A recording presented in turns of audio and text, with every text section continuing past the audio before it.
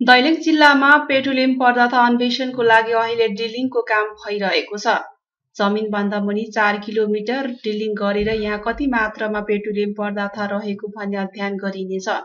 अहिलेसम्म 53 मिटर ड्रिलिङको काम सम्पन्न भइसकेको छ भने करिब 6 महिनामा यहाँ कति मात्रामा पेट्रोलियम पदार्थ रहेको पत्ता लाग्ने जियोलोजिकल सर्वे कम्पनीले जनाएको छ। दैलेखको भैरवी गाउँपालिका 1 मा रहेको जलजलेमा 45 रोपनी जग्गा अधिग्रहण गरेर ड्रिलिङको काम भइरहेको हो। यहाँ चिनिया र नेपाली नागरिकहरूले काम गरिरहेका छन्। करिब 34 जना स्थानीयहरूले काम गरिरहेका छन्। यो क्षेत्रको 20,020 वर्ग मिटरमा गरिएको सर्वेको आधारमा ड्रिलिङको काम सुरु गरिएको हो। दैलेखको पेट्रोलियम पदार्थ अन्वेषणको लागि 2075 चैतमा नेपाल र चीन बीच प्रधानमन्त्री स्तरीय द्विपक्षीय समझदारी भएको थियो। 2076 फागुनमा विभाग र चिनिया जियोलोजिकल सर्वे कम्पनी बीच अन्वेषण र उत्खनन गर्न 2 अर्ब 40 करोड आर्थिक तथा प्राविधिक सम्झौता भएको थियो। यही 2081 वैशाख 23 गते उद्योग वाणिज्य तथा आपूर्ति मन्त्री दामोदर भण्डारी र China geological survey project in charge doctor Yang पिङले उत्खनन स्थलमा नेपाल र चीनको राष्ट्रिय झण्डो उत्तोलन गरी ड्रिलिङ कार्य शुभारम्भ गरेका थिए।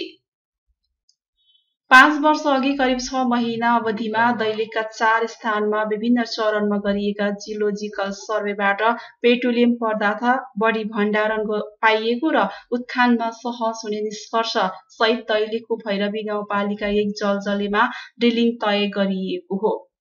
यहाँ 24 घण्टा काम गरेर 4 महिनाभित्र काम सम्पन्न गरी पेट्रोलियम पदार्थ र ग्यास दुवैको अवस्थाबारे अध्ययन गरिने आयोजना प्रमुख दिनेश नापीले बताए।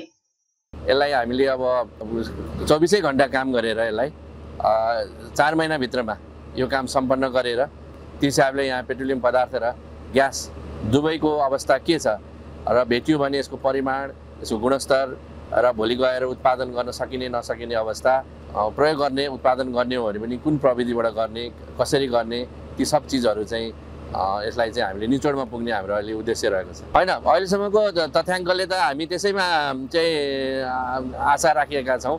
वास्तवमा हो भने यो ग्यासहरू निस्क्यो भने प्रत्यक्ष रूपमा हामीले आँखाले नै देख्न पाउन सक्ने हुन्छ।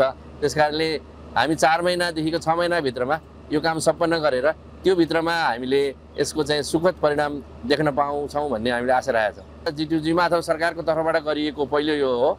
त्यसकारणले यसलाई अहिले हाम्रो सरकारी तौरबाट गरिएको पहिलो नै भन्नुपर्ने हुन्छ। वर्षायामको कारणले अहिलेलाई चाहिँ सम्पूर्ण सामग्रीहरू अहिले यहाँको ड्रिलिङको लागि सबै चिज यहाँ ल्याइसकेको हुनाले यहाँ पेट्रोलियम पदार्थको यहाँ सबै 4 महिनालाई नै पुग्ने पेट्रोलियम पदार्थहरू हामीले मेसिनहरू चलाउनलाई चाहिँ स्टक राख्न नसकिने नै हुनाले त्यसले गर्दा केही समय त्यस्तो कारणले रोक्यो भने मात्रै हो भने अन्यथा हामी लामो समय त्यस्तो रोकिनुपर्ने अवस्था रहला जस्तो लाग्दैन।